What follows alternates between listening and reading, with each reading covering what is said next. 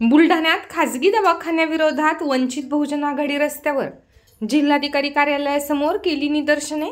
बुलढाणा शहरातील खासगी दवाखान्यात अवाजवी देयके काढून रुग्णांची लूट थांबवण्यात यावी, रुग्णालयातील हॉलमध्ये प्रकारचे चार्जेस फलक लावण्यात यावेत यासह अन्य मागण्यांसाठी आज वंचित बहुजन आघाडी आणि भारतीय बौद्ध महासभेने जिल्हाधिकारी कार्यालयासमोर निदर्शने करीत जिल्हाधिकाऱ्यांना निवेदन दिले आहे।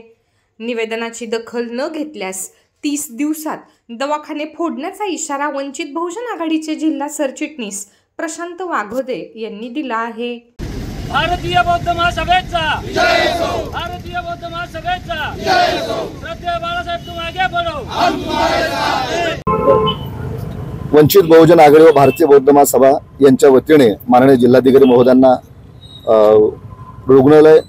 जे बुलढाणा शहरातील जे खासगी रुग्णालय आहेत ज्या ठिकाणी अवाजवी देयकाचा विषय या ठिकाणी पुढे आलेला आहे, त्याचबरोबर मनमानवी कारभाराचा या ठिकाणी विषय पुढे आलेला आहे। या आशयाची दखल घेत या ठिकाणी वंचित बहुजन आघाडीच्या वतीने आज आम्ही माननीय जिल्हाधिकाऱ्यांना निवेदन सादर करणार आहे, ज्यामध्ये प्रमुख 7 मागण्या आम्ही अंतर्भूत केलेल्या आहे आणि ज्यामध्ये एक इशारा सुद्धा आम्ही या ठिकाणी दिलेला आहे की 30 दिवसाच्या आत जर आपण या ठिकाणी निवेदन दिलेल्या तारखेपासून जर या आंदोलनाची निवेदनाची आपण जर दखल घेतली नाही तर या ठिकाणी रुग्णांच्या वतीने, नातेवाईकांच्या वतीने, वंचित बहुजन आघाडीच्या वतीने समस्त संवेदनशील मानवजातीतील लोकांच्या वतीने या ठिकाणी आम्ही बुलढाणा शहरातील जी हॉस्पिटल या ठिकाणी लूट करत आहे अशा हॉस्पिटलांना या ठिकाणी साथ देण्याकरता, चोप देण्याकरता, त्यांना अंकुश लावण्याकरता या ठिकाणी आम्ही पुढची भूमिका घेणार आहे। म्हणून या ठिकाणी या सर्वांच्या वतीने आम्ही या ठिकाणी आपल्याला एक इशारा देऊ इच्छितो की जर निवेदन दिलेल्या तारखेपासून 30 दिवसाच्या आत जर ही मागणीची पूर्तता जर झाली नाही, माननीय जिल्हाधिकारी महोदयांनी याच्यावर जर अंकुश बसवलेलं नाही, या ठिकाणी मेडिकलच्या माध्यमातून होणारी जी लूट आहे याच्यावर सुद्धा या ठिकाणी संनियंत्रण समिती निर्माण करून त्यांच्यावर अंकुश बसला पाहिजे, ही सुद्धा या ठिकाणी